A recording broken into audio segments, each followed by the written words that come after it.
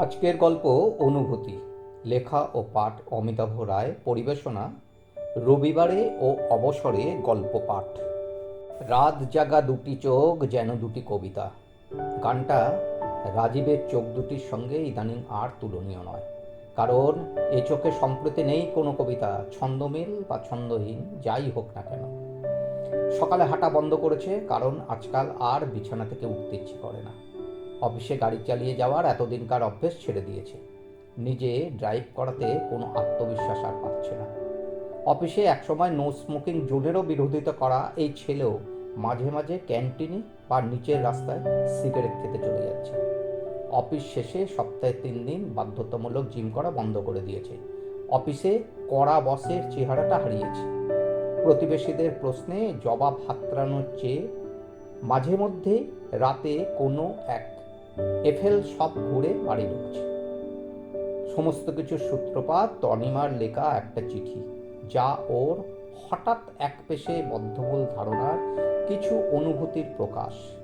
যেহেতু ও অভিযোগ করেনি এবং বিচারকের দুটো দায়িত্ব নিজে থেকেই পালন করেছে, তাই এই অভিযুক্ত বিচারের বাণী জেনে নীরবে নিভৃতে কেঁদেছে।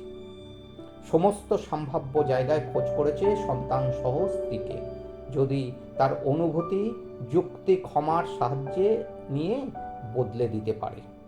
5 বছর চুটিয়ে প্রেম করার পর বিয়ে, তার 2 বছর বাদে কন্যা সন্তান, আর মোট 10 বছর এক ছাদের তলায় বেশ হাসি খুশি জীবন কাটছিল।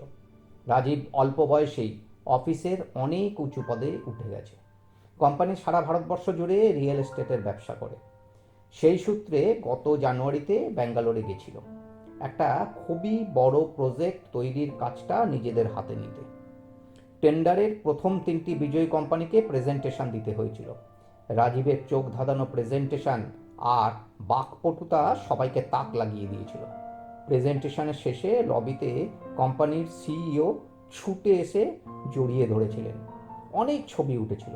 আসলে এই ভদ্রমহিলার পার্সোনালিটি এতটাই, কেউ কোনোদিন ওনাকে অন্ততপক্ষে কথা বলার নাগালের মধ্যেও মনে করেনি।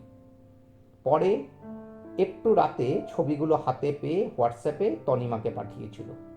অবশ্য তনিমা তার আগেই ছবি আর মতামত পেয়েছিল এবং সঙ্গে এক শুভাকাঙ্ক্ষীর ফোনও। পরে রাজীব অনেকবার ফোন করেছিল, না পেয়ে ভেবেছিল অনেক রাত্রি হয়ে গেছে বলে হয়তোবা ফোন সাইলেন্ট করে রেখেছে। কিন্তু তনিমা ততক্ষণে চিঠি লিখে রেখে মেয়েকে নিয়ে দরজার বাইরে পা রেখেছে। পরদিন রাজীব বাড়ি ফিরে এসে দরজার লক দেখে এদিক ওদিক তাকাচ্ছিল। হঠাৎ চোখ পড়তেই পাশের বাড়ির ভদ্রমহিলা চাবির গোছাটা দিয়ে গেলেন। ঘরে ঢুকে ক্লান্ত শরীরটা বিছানায় ফেলার আগেই টেবিলে রাখা চিঠিটা চোখে পড়ে গেল। 1, 2, 3 বার পড়া হলেও কথাগুলোর মানেটা ঠিক বুঝে উঠতে পারছিল না। কোনো মহিলার প্রতি আসক্তি বা পরক্রিয়া সংক্রান্ত কোনো ইচ্ছে কখনোই তো তার মনের মধ্যে আসেনি। সবচেয়ে বড় কথা, তনিমার মনে এই ধরনের অনুভূতি এলো কি করে যে সন্তান সহ বাড়ি ছেড়েই চলে গেল কোনো রকম আলোচনা না করে? প্রথম কয়েকটা দিন পরিচিত জনের কাছে খোঁজ খবর নেওয়ার পালা চলল। তারপর থেকে মানসিক চাপের কাছে হার মানতে থাকলো। হয়তোবা একটা রাত্রির সঙ্গী হলো কাল্পনিক চিন্তাধারা।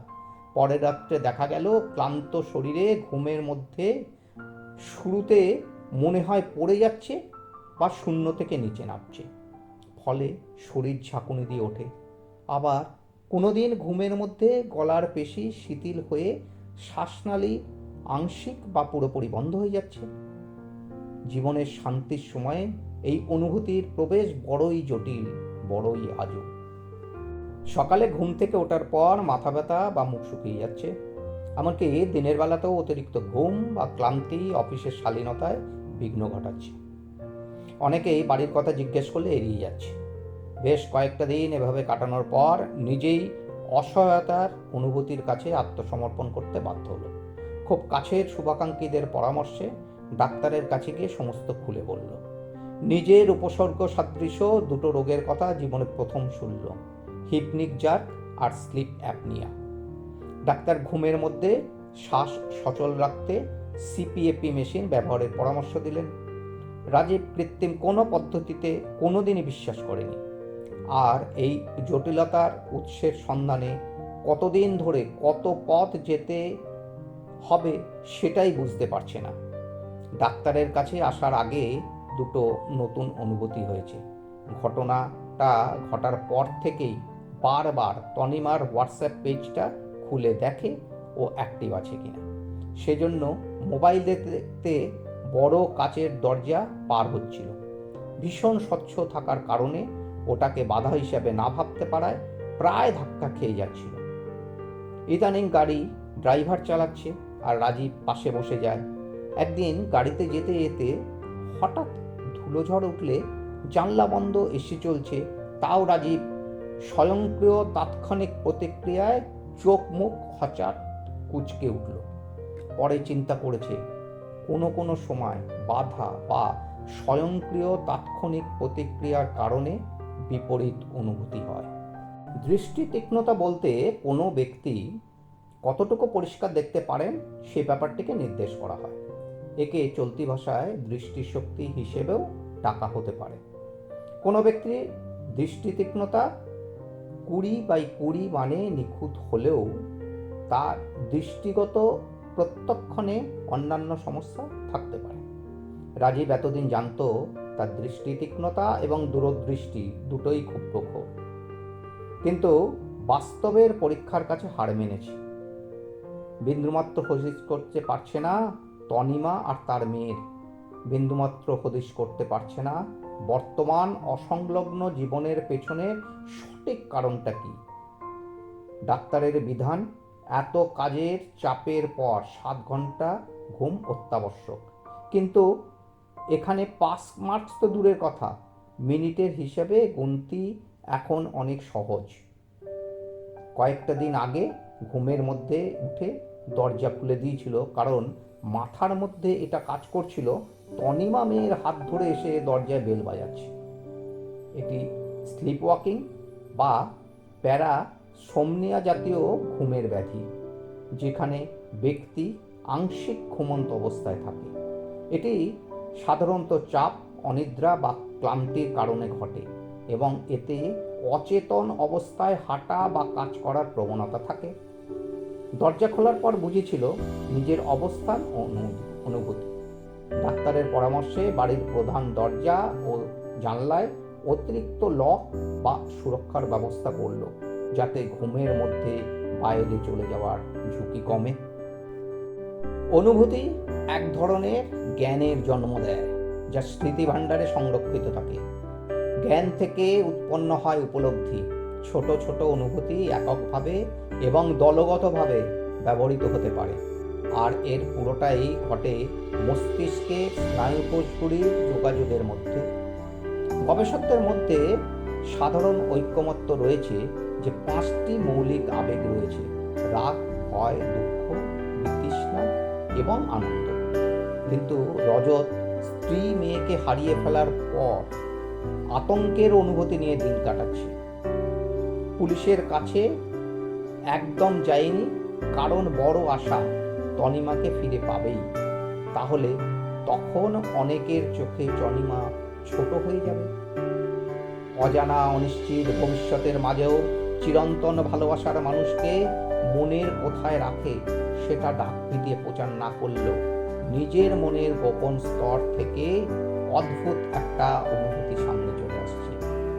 স্মৃতির ভাট্টা যে বোঝা হয়ে যাবে, এই পরিস্থিতি না আসলে সেই অনুভবটা বারবার সামনে আসতো না। বসন্ত পঞ্চমীর সকাল। যদিও রাজীবের কাছে সব সকালই দুঃস্বপ্নের রাত্রি কাটিয়ে আবার দুঃস্বপ্নের সাথী হওয়া। দরজার বেল বেজে উঠতেই না ঘুমানো ক্লান্ত শরীরটাকে টেনে নিয়ে গিয়ে দরজা খুলল। বাইরে তনিমা মেয়ের হাত ধরে দাঁড়িয়ে আছে। এটি একটি স্বপ্নজড়িত তাৎক্ষণিক অনুভূতি ভেবে আবার দরজা দিয়ে দিল। বিছানায় ফিরে আসার আগেই আবার বেল বাজার শব্দে দরজা খুলে স্তব্ধ হয়ে গেল।